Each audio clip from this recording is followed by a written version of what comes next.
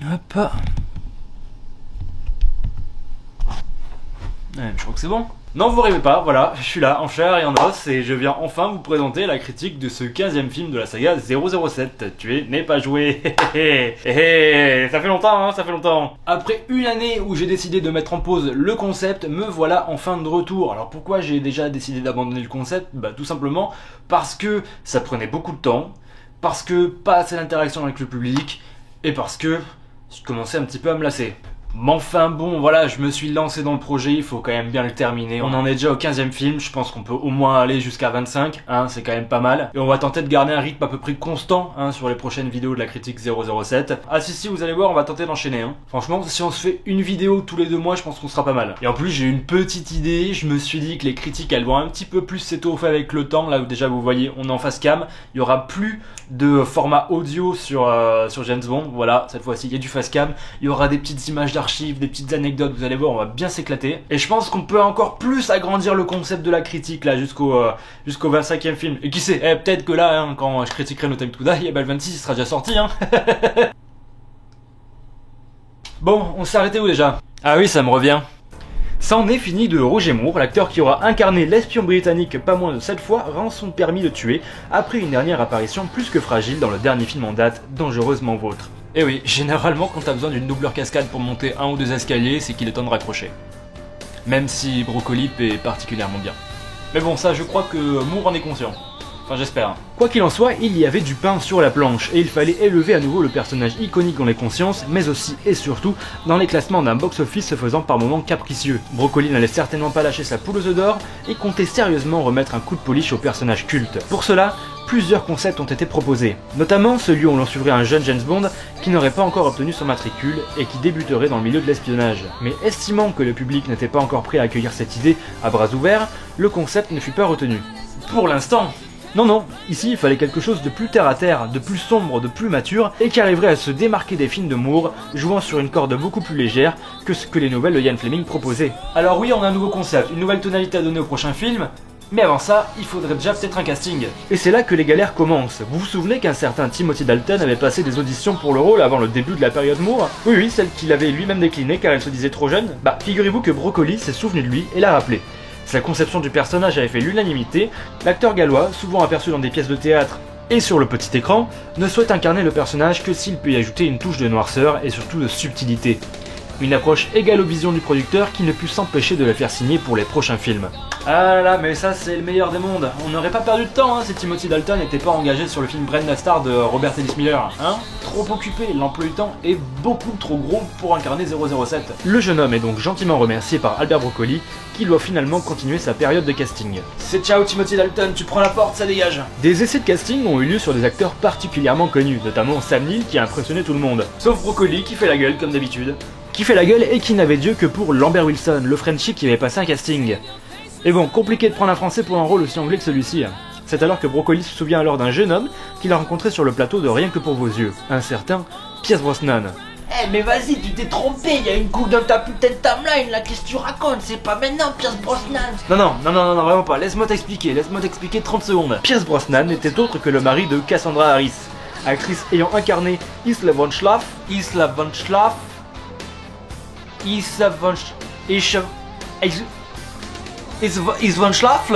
actrice ayant incarné la comtesse Isla von Schlaf dans la 5e mission mettant en scène Roger Moore. Un comédien qui avait déjà fait sensation auprès du producteur, qui estimait que celui-ci avait en lui tous les codes du personnage. Ni une ni deux, Pierce Brosnan débarque dans ce nouveau projet pour incarner le rôle d'une vie. Le voilà notre nouveau 007. Tout peut enfin commencer. Des shootings photos sont même organisés et tout est prêt pour l'annonce officielle. Enfin, presque tout. Parce que je sais pas si vous savez, mais à l'époque, Pierce Brosnan c'était la star d'une petite série qui s'appelait Remington Steele. Et c'était une série qui était censée s'arrêter. Hein. J'ai bien dit censé, hein. Attention, faites gaffe aux mots, j'ai bien dit censé. Mais une clause dans le contrat stipulait que Brosnan ne pouvait pas s'en aller sous un délai de 60 jours au cas où la série serait renouvelée. Donc aucune crainte pour Brosnan, bien confiant au sujet de celle-ci qui n'avait pas eu un très gros succès. Aucune chance d'être renouvelée. 59 jours s'écoulent, tout le monde attend avec impatience la fin de ces 60 jours pour enfin officialiser le choix de ce casting tant attendu. Mais hop, surprise, c'est quelques heures avant la signature que le producteur de Remington Steele décide de renouveler la série. Un énorme coup dur pour Brosnan qui prendra donc la porte, complètement déboussolé par cette nouvelle. Et c'est triste à dire, mais c'est à partir de maintenant que les emmerdes commencent pour Pierce Brosnan. L'acteur britannique s'apprête à rentrer dans l'une des périodes les plus compliquées de sa vie. Mais ce qui est sûr, c'est qu'on le reverra dans pas si longtemps pour une belle revanche, donc ce n'est que partie remise. A bientôt Pierce Brosnan. Du coup, Broccoli retourne une nouvelle fois sa chemise et décide de rappeler l'acteur gallois, Timothy Dalton, qui en avait fini avec le tournage de son film. L'occasion parfaite pour lui de vêtir le costume 3 pièces de l'espion britannique. Voilà, je vous présente notre nouveau 007, il s'agit bien de Timothy Dalton. Quel suspense. Et il est prêt à recevoir l'héritage de plusieurs générations et de 14 films au grand succès, incarnés par 3 acteurs différents. Bref, vous me l'aviez demandé partout, sous toutes les vidéos, absolument partout. Et ben là voilà, bienvenue dans la critique de ce 15e épisode, Tuer n'est pas joué.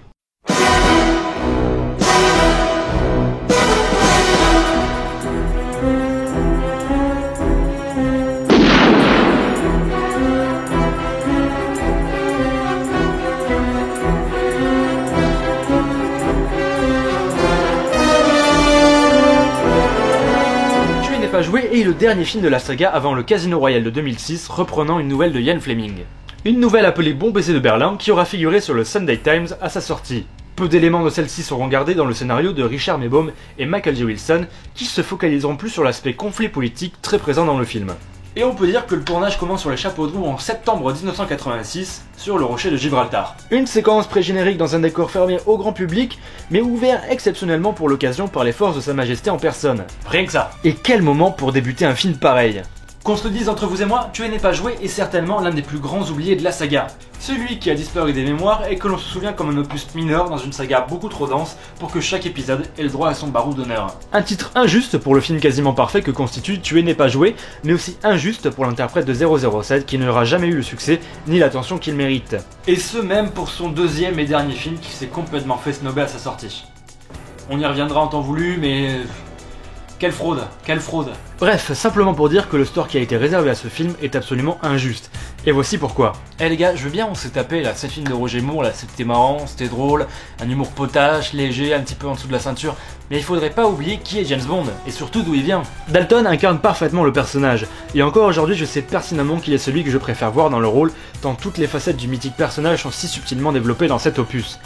Le comédien gallois rend l'espion tendre, attachant et surtout très humain. Chose que l'on n'avait pas réellement exploité à ce jour dans la saga. Ou alors simplement dans Au service secret de Sa Majesté avec George Lazenby. Et encore, le rythme allait tellement à fond dans son dernier acte que c'était une urgence explosive et on n'avait pas le temps de s'en mêler. Dans Tuer n'est pas joué, on commence fort, un exercice militaire qui tourne mal, dans lequel nous découvrirons le personnage de Bond parfaitement introduit via le meilleur plan de révélation ever. Un léger travelling sur le personnage central que le spectateur va découvrir sur grand écran pour la première fois. En un seul plan, le ton du film est donné. Un caractère reveal jamais tape à l'œil, démontrant toute la subtilité de la mise en scène de John Glenn, et au passage celle du film qui s'annonce parfaitement bondienne. Car oui, ce 15e opus est un magnifique retour aux sources de la saga, tout en modernisant comme il se doit cette franchise vieille de maintenant 25 ans. Ici, terminée la démesure des films de Moore, au décor toujours plus gros et toujours plus impressionnant, et place au réalisme. Au scénario complexe, nous ramenons au début de la période de conneries dans la veine d'un bon baiser de Russie. Tuer n'est pas joué exploite les codes du film d'espionnage comme personne et renoue avec les racines du personnage. Enfin un vrai thriller d'espionnage où la ruse et la stratégie seront au centre du récit. Sous un contexte de guerre froide, nous allons suivre Bond dans des affaires tout aussi complexes les unes que les autres. Michael J. Wilson et Richard Maybaum vont se la jouer de professeurs d'histoire et de géographie pour nous faire voyager en plein cœur du conflit. Et quand je vous dis en plein cœur, c'est littéralement en plein cœur, hein. On peut pas faire plus en plein cœur que ça. Hein. C'est la première fois dans un film 007 où vous pourrez voir James Bond sur le dos d'un cheval avec une AK-47 au milieu des déserts d'Afghanistan. La première fois les gars. C'est dans ces moments-là que l'on voit que James Bond, et particulièrement celui de Dalton, est un homme de terrain avant tout. Qui ne va pas hésiter à se salir les mains pour Sa Majesté la Reine, mais également pour sa propre personne, aux valeurs qui lui sont chères. Ah oui, James Bond a de véritables valeurs dans ce film-là. Enfin, je veux dire, regardez la fin, il était pas obligé de le faire péter ce pont-là. Hein. C'était pas obligatoire, hein.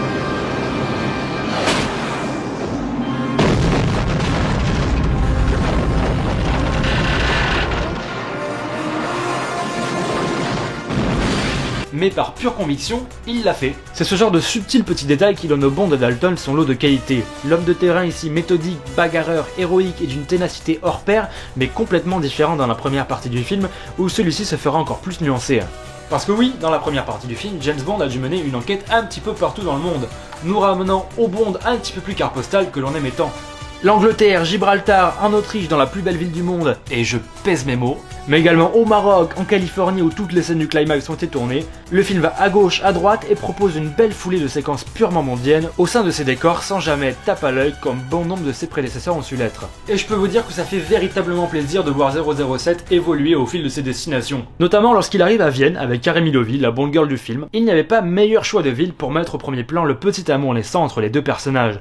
Tout semble magique et complètement féerique lorsque les deux protagonistes posent leurs pieds sur le sol viennois. On déambule dans les plus beaux décors de la ville et on apprend à connaître un peu plus ce James Bond bien particulier, notamment sur le plan émotionnel. Pour moi dans le film, s'il y a bien une phrase qui décrit parfaitement le personnage de Dalton, c'est celle-ci. Good afternoon, Mr. Bond. You will need your usual suite. Not tonight, Hans. Something with a second bedroom. Yes, sir. 2 chambres. 2. On sait pertinemment que le Bond de Connery ou même celui de Moore aurait insisté pour obtenir qu'une seule chambre. Pour lui, et pour le personnage féminin. Mais ce n'est pas le cas de Dalton, qui de par cette réplique incarne un Bond charmeur, gentleman, et surtout un gentilhomme amoureux et plus attachant que jamais. Vous avez pas l'air convaincu, non? Vous êtes pas convaincu? Bon allez, direction le Prater, la plus vieille fête foraine d'Europe. Bref, dans cette séquence, nous pouvons voir un Bond différent. Il enchaîne les attractions avec sa chair et tendre, et se montre plus humain et ouvert que jamais. Et outre le fait que le monsieur soit en mission, cela n'enlève rien au fait qu'il s'est tout de même attaché à la pierre angulaire de son récit, la jeune innocente Cara Milovi. Le personnage est incarné par Marianne Dabo, une jeune actrice britannique qui a tapé dans l'œil du réalisateur John Glenn, et c'est potentiellement l'un des meilleurs choix de casting de la saga. Cara Milovi est sans aucun doute ma Bond girl préférée ever. La douceur qui émane de ce personnage est en accord parfait avec le personnage de Bond et forme à deux la plus belle alchimie de la saga. Et bon Dieu, ça fait du bien de voir que James Bond s'attache à une femme simple, innocente, marrante, mignonne comme c'est pas permis, qui se doute même pas qu'elle est au centre d'un conflit terroriste. J'aime bien les personnages comme ça qui sont pas trop toxiques, où James Bond peut s'y attacher, pas comme l'autre là. C'est de par son innocence que le personnage emporte nos cœurs. Excite les relations toxiques que Bond a et aura bientôt l'habitude de se coltiner, et laissons-nous emporter par la pure histoire d'amour de ces personnages. En résulte un humour attachant. Hey, we're fantastic. We're free. Carla, we're inside a Russian airbase in the middle of Afghanistan. Dans Tuer n'est pas joué, Bond ne collectionne pas les femmes. En effet, Cara Milovi est pour la première fois depuis le début de la saga le seul personnage féminin attaché à Bond dans un film. Ce qui prouve encore une fois de la singularité des Bonds de Dalton. Et faut avouer que les deux personnages sont sublimés par la photographie et la mise en scène d'une sobre élégance de John Glenn. Le monsieur qui est déjà derrière la caméra depuis Rien que pour vos yeux rempile à la réalisation une avant-dernière fois. Le cinéaste est toujours autant appliqué et s'initie sa meilleure réalisation à ce jour, arrivant parfaitement à retranscrire les enjeux et le ton donné au film, s'éloignant de sa réalisation pour les films de Moore. Rien qu'à sa manière de filmer Bond, on sent que beaucoup de choses ont changé. On revient à un film d'espionnage classique, en total raccord avec les enjeux politiques de son époque. Et mon dieu, ce que le Bond de Dalton est classe sous la caméra de John Glenn. Cela faisait longtemps que l'on n'a pas eu un protagoniste aussi élégant dans la saga. Certes, les costumes tous aussi classieux les uns que les autres y sont forcément pour quelque chose, mais sont surtout magnifiés par le bonhomme qui les porte. C'est une sobriété parfaite. Et encore plus quand le bonhomme se met à côté de son Aston Martin V8 Vantage. Cette classe, mon dieu! Il s'agit de l'une des 3 meilleures voitures de la saga qui est dotée de plusieurs particularités. Des particularités mises en valeur lors d'une séquence d'action parfaitement orchestrée, réussissant à développer nos personnages, mais aussi à proposer des plans qui figureront parmi les grands crus de la saga.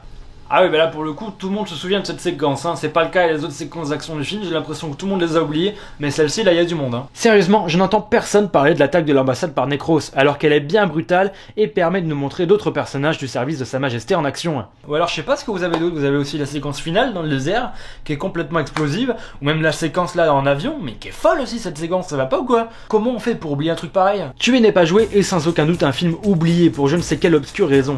Et même si son interprète principal est réhabilité par une majorité des fans au fil des années, il n'en reste que le film a reçu une réaction assez injuste de la part des spectateurs. Il y a peut-être les méchants qui sont un petit peu oubliables dans le film, mais le reste, je comprends pas. Et encore, je dis les méchants, mais le véritable méchant du film, bah, c'est le conflit. Vraiment, mis à part quelques écarts dans 2 ou 3 punchlines que je trouve un peu lourdingues et utilisés à tir-larigot, j'ai pas grand chose à lui reprocher.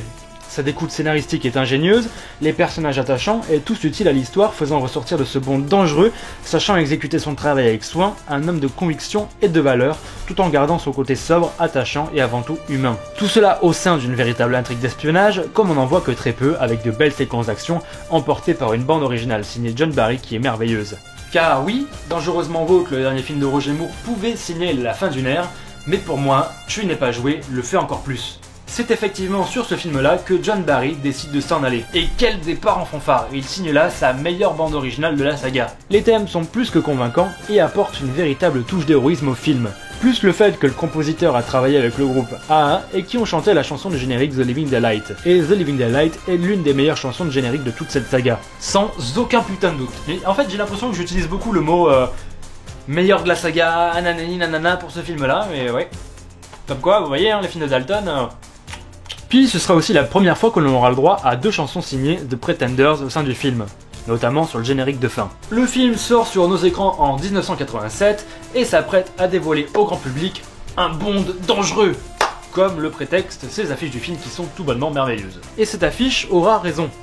Et pourtant, est-ce que les spectateurs semblent prêts? Eh bien moyennement. Les scores au box-office se font assez décevants, la faute à une concurrence bien trop forte à l'époque. Mais le film s'accroche, et il marche quand même plutôt bien lors de son démarrage, mais peine à convaincre les foules pour autant, surtout aux États-Unis. Mais il y a plusieurs facteurs à prendre en compte pour cela.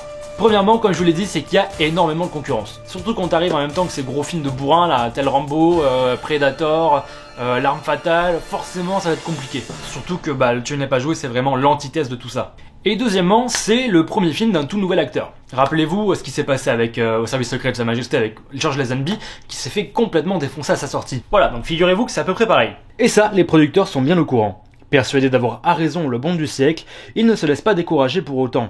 Et sont même prêts à enchaîner avec le prochain film de Dalton, qui sera bien différent de ses prédécesseurs. Ah ça, différent c'est le mot, et vous allez voir ça va chier. Putain, vous êtes pas prêts quand on va parler de permis de tuer. Voilà, c'était tout pour cette nouvelle critique de la saga 007, j'espère que ce nouveau format vous aura plu. N'hésitez pas à me dire en commentaire si ça vous plaît, si ça vous plaît pas, si vous préférez le contenu audio, je sais pas, qui sait, peut-être que vous préférez, peut-être que vous êtes maso, je sais pas.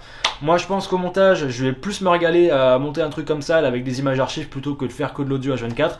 Je pense que ça sera beaucoup mieux. Je vais essayer d'être un petit peu plus réactif sur les critiques 007. Je vais essayer. Je promets pas d'en sortir une toutes les semaines, faut pas abuser non plus. Mais essayer d'étoffer encore petit à petit le niveau au fur et à mesure de l'avancée de la saga pour terminer en apothéose avec le 25e film No Time to Die. Donc voilà, je vous laisse pour de prochaines vidéos. Voilà, n'hésitez pas à vous abonner, mettre la cloche pour activer les notifications et je sais pas, mettre un like, un commentaire, faites ce que vous voulez, dites-moi ce que vous en pensez. Et on se dit à bientôt dans une prochaine vidéo. Ciao!